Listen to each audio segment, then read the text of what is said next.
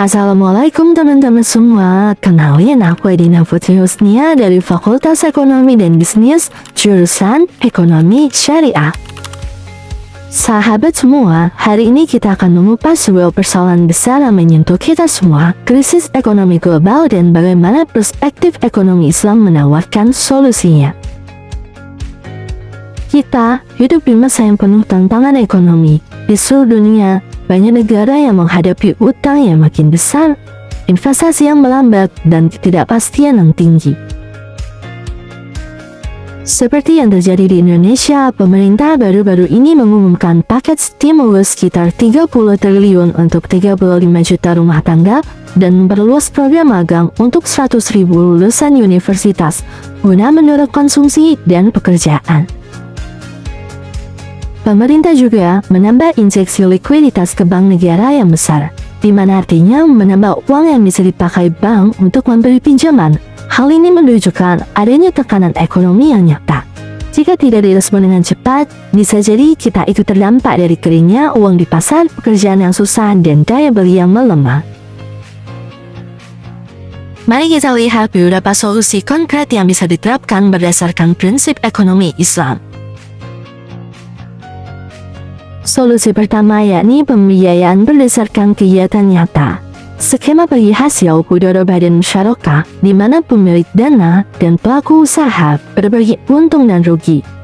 Usaha ini dilakukan karena lebih sehat dibanding pemberian pinjaman bunga tetap tanpa mempertimbangkan risiko. Solusi kedua menawarkan instrumen syariah seperti sukuk, semacam obligasi namun dilakukan sesuai syariah, yang mendanai proyek nyata, infrastruktur, industri, tanpa bunga berlebihan. Yang ketiga, ekonomi Islam menawarkan pengawasan dan regulasi yang baik untuk lembaga keuangan syariah. Upaya ini dilakukan supaya lembaga-lembaga itu tidak jadi seperti lembaga bayangan yang sama rentannya terhadap krisis.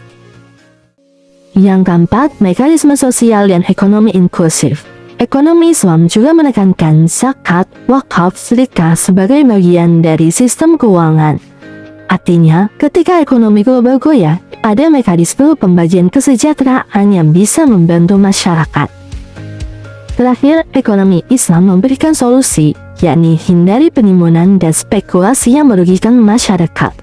Prinsip syariah menegaskan bahwa kekayaan harus beredar, bukan dikunci oleh segelintir orang. Jika terlalu banyak yang menimbun, perputaran uang jadi lambat, ekonomi pun terhambat. Dengan menjalankan hal-hal ini, kita bisa membangun sistem ekonomi yang lebih tahan guncangan di mana jutaan orang tetap bisa bekerja, daya beli tetap ada, dan beban utang bisa terkendali. Nah, kita hubungkan dengan berita yang terbaru yang terjadi di Indonesia, yakni pemerintah Indonesia menargetkan pertumbuhan hingga 6% setelah injeksi likuiditas besar ke bank negara. Ini artinya, kondisi ekonomi memang sedang diseriusi. Namun di sisi lain, ada berita bahwa meskipun Indonesia kaya sumber daya, sektor manufaktur terus menyusut dan lapangan kerja yang baik makin sedikit. Ini menunjukkan struktur ekonomi kita masih punya luka yang perlu diperbaiki. Jadi, ajakannya, sebagai individu, kita bisa mulai dari hal sederhana, memahami bagaimana uang yang kita pakai, mendukung bisnis yang nyata, menghindari utang konsumtif, dan mendukung instrumen keuangan yang adil.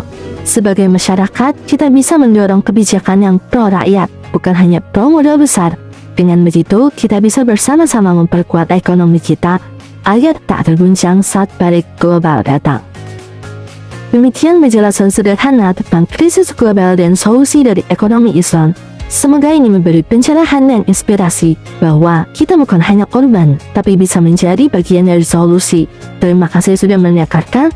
Wassalamualaikum warahmatullahi wabarakatuh.